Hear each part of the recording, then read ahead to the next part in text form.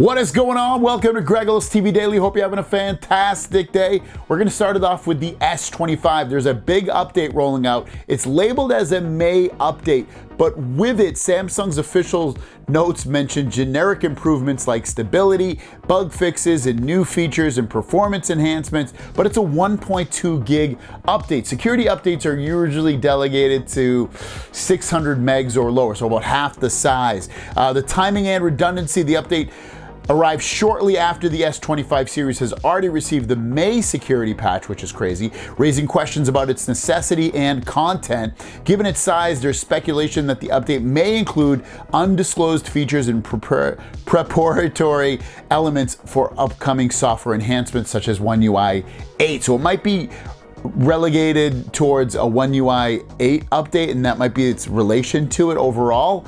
But overall, we don't fully know what it entertains in terms of what it's giving us. I checked my S25 Plus and my Edge. It's not on there for me. I know it's out in Europe right now, in parts of Europe.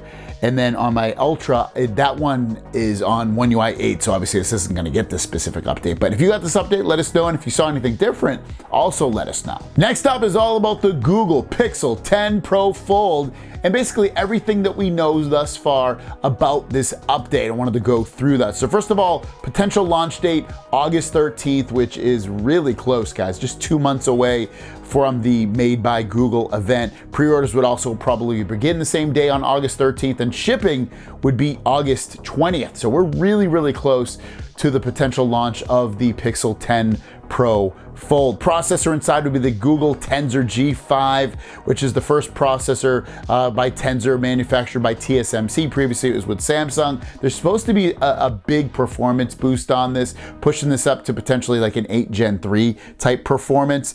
The 152 cluster of the processor with 1 prime core, 5 performance cores, and 2 efficiency cores, alongside with 16 gigs of LPDDR5X RAM, which is more than we're getting with Samsung, unfortunately. I wish we were getting it with Samsung.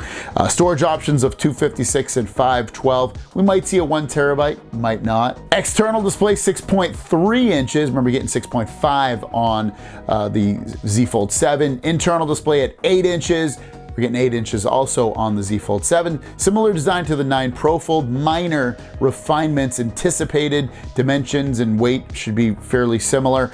Main camera would be a 50 megapixel main camera, Samsung made. Ultra wide and telephoto, Samsung sensors. Selfie camera, also a Samsung sensor. So basically the camera hardware is staying basically the same as it did from the previous generation. Battery capacity, specific capacity not disclosed, expected to be similar though to its predecessor. Water resistance of IPX8.